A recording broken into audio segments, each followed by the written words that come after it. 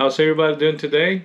My name is George with JC Home Remodels and Painting, bringing you guys another video about this kitchen remodel that we did. Hopefully you guys liked the video, and with that being said, please like and subscribe. If you have any questions about anything, just put them down on the comment section down below, and I'll be more than happy to answer those questions. But anyway, the video that we did today was about a kitchen remodel that we did. Basically, we took everything out and we brought everything new in. The main deal was brand new kitchen cabinets that we did. I had a friend of mine help me with the cabinets, so we made them, we installed them, we put them all up. It's brand new cabinets, raw material, so we painted the inside and the outside. Well, basically on the inside we did a lacquer finish, and then on the outside we used advanced paint by Benjamin Moore. Also, we did new countertops, new backsplash, new floors, pretty much everything new in the whole kitchen. And which you're gonna see the video, you're gonna see some before pictures and some after pictures also. So with that being said, hopefully you guys like the video, and we'll see you all on the next one.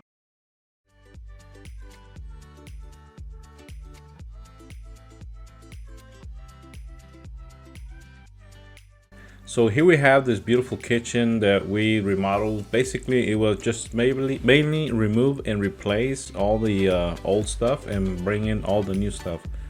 So we remove all the old cabinets, countertops, base cabinets, floors, tile flooring, the popcorn ceiling in here in the living room. We removed it and also floated it all out and shot some texture to match the walls, which was kind of like a medium orange peel texture, so that's what they wanted. Also, the pantry and the kitchen was removed and we added another cabinet in there.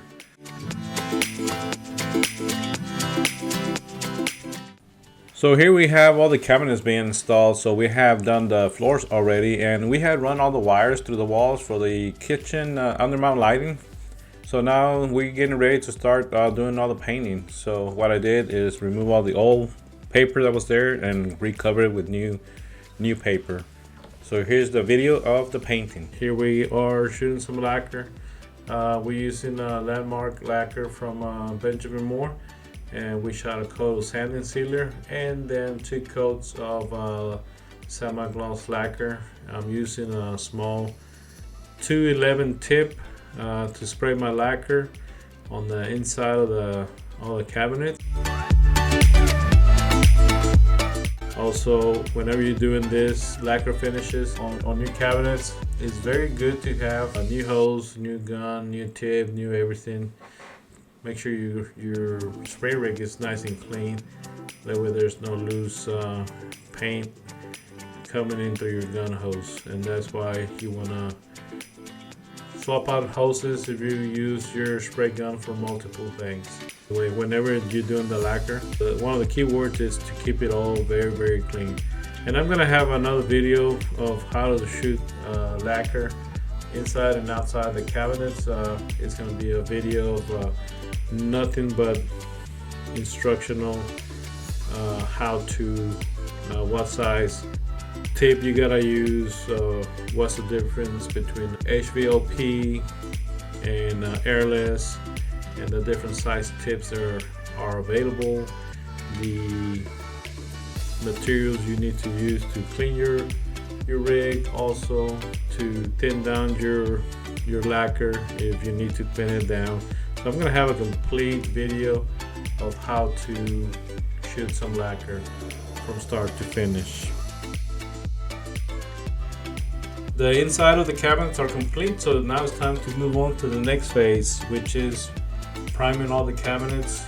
I'm using my HVLP cup gun to do this, and I'm doing all the faces, the outside of the cabinets. You can see I'm using Stix Primer. I like to use Stix for pretty much everything. Anything that needs to be primed, that's what I use. It's always good to put a little bit of water in your primer to thin it down if you're going to be using the HVLP. And if you're going to be using the airless, you can pretty much use it straight out of the can. Just make sure it's been stirred or shaken. And you run the paint through a straightener. That way it doesn't clog up your tip. Anyway, so here's the finished product after I primed it. So now it's time to do some sanding and get it ready for paint.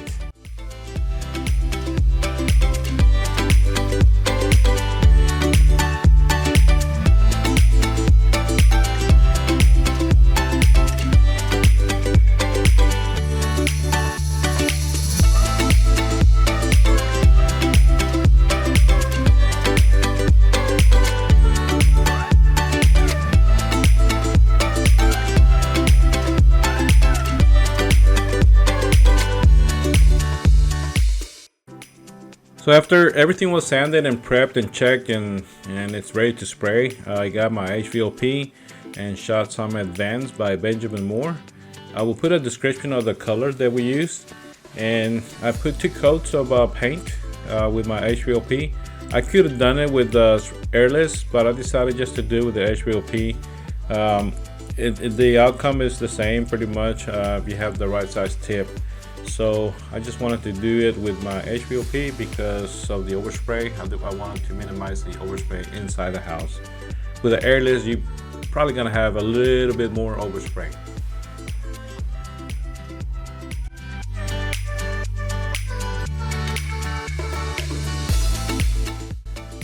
One thing I wanted to tell you guys that are professional painters, is show you guys actually and tell you, is I don't know if you noticed, I used plastic to mask inside the boxes, and sometimes the primer that we use, and I include myself in there because this is how I learned, sometimes the primer that we use will flake off whenever you shoot in your final coat.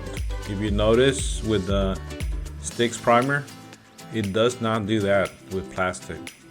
You can see here I put on 2 coats of Stix Primer, sanded everything out, and then I put 2 coats of the Advanced and remove the plastic. Even when you're removing the plastic, the paint or the primer didn't flake off, and that's very important because sometimes, as you know, some of the products out there, when you start removing the plastic, all that primer will start coming loose, and then that's just gonna ruin your job. So I just wanted to mention that out there. One of those things that it's a plus with the Stix Primer.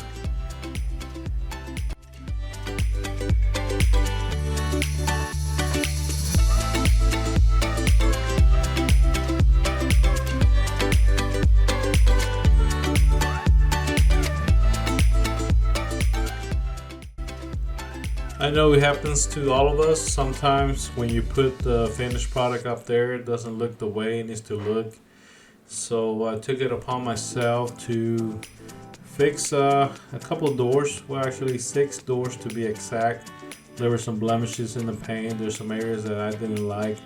The light hit it a certain way, and I could not just let it go like that. So I took my time and prepped them again and go ahead and recoat them, put a couple more coats of paint, and once I was done with them, they looked very, very nice, very solid. So the customer was very happy that I took it upon myself to take care of that.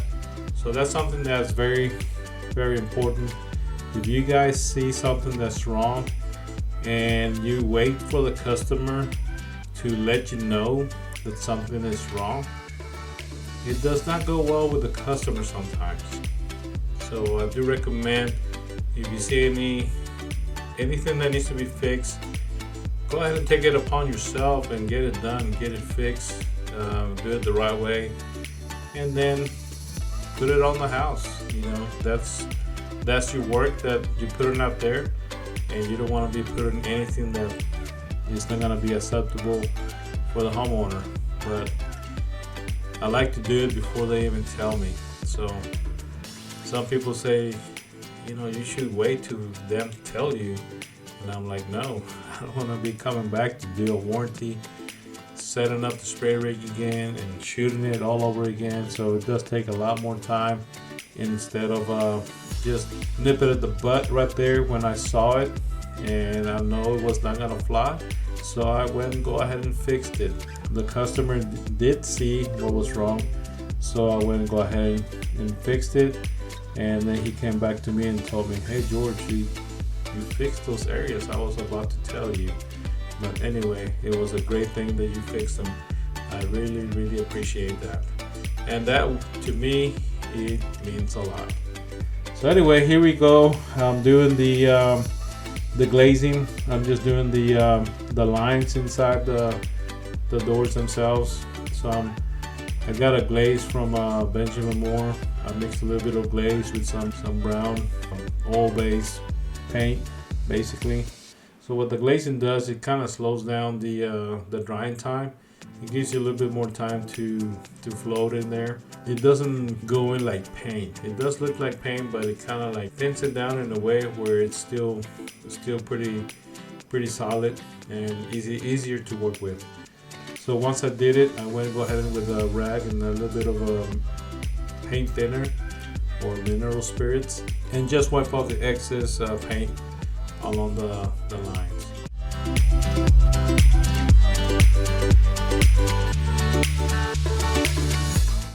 And then I got me this little bottle here and threw me the finer line that went inside the trim and the flat panel of the door. So anyway, I did all that and it looked very nice. So they told me, can you do this, George? And I said, oh yeah, I can knock that out. So here we have the doors all ready to go. So the next thing to do is put them all up, bring them at the house and install them. And I'll tell you what guys, if you take your time, do things right, you'll be surprised how much work you will be getting off certain jobs like this. Your work ethic, your customer service will go a long way. For you guys that are just now starting, make sure that you do a good job from the beginning. That way at the end, your work speaks for itself, speaks volumes, and you will never run out of work in this industry. I guarantee it. Been doing it for more than 32 years. Yeah, 32 years, it's a long time. But I tell you what, through the years, I have met a lot of nice customers out there. A lot of good relations with those customers. They still call me to do their work, and I'm more than happy to take care of them.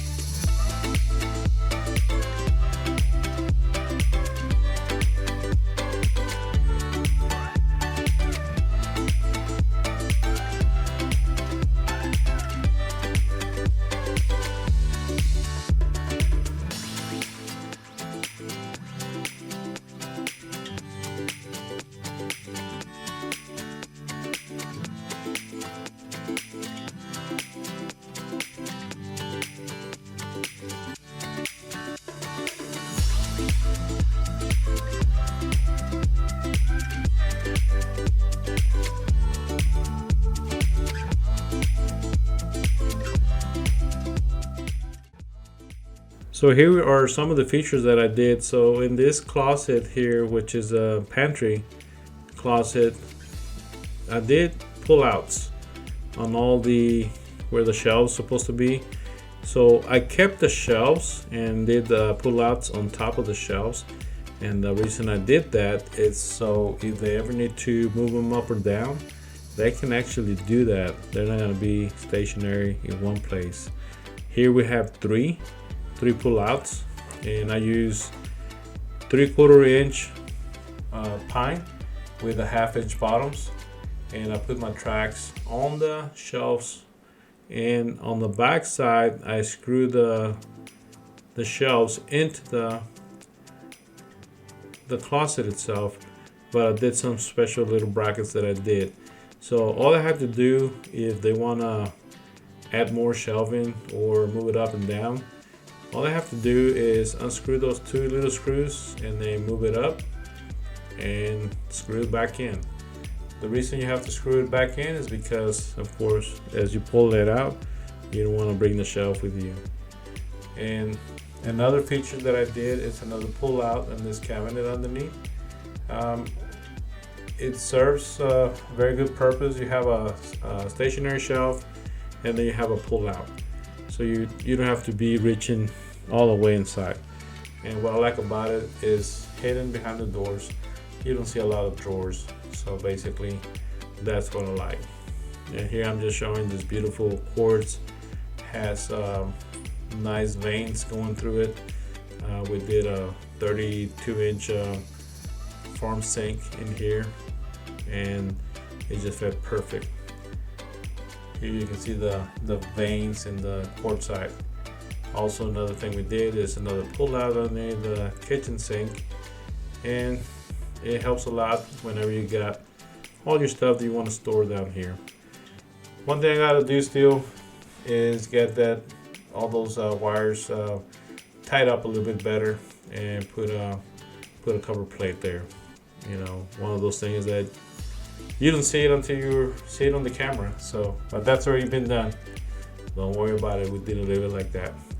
And of course, everything is soft drawer opening and close, and everything just fits like a glove. Another feature that we add to the kitchen remodels is that I add the power plug inside the cabinet where you don't see it. So instead of being hardwired, you can actually just run your plug up into the cabinet, plug it in, and you're good to go. And if it ever goes out, it's easy to replace. You just have to unplug it, bring in the new light, plug it in, and you're good to go. Or if you simply like something else that came up that you want to redo it, change the lighting to something else, you have the luxury of doing it instead of being a hardwire. You can actually just go in there and remove the old lights and put in the new lights and just plug and play. Thank you all for watching the video. I really appreciate all the views that I've been getting on the other videos that I have put up. It means a lot to us whenever you guys check on a video and subscribe. So with that being said, guys, thank you all for watching. Please like and subscribe to the channel, and we'll see you all on the next one.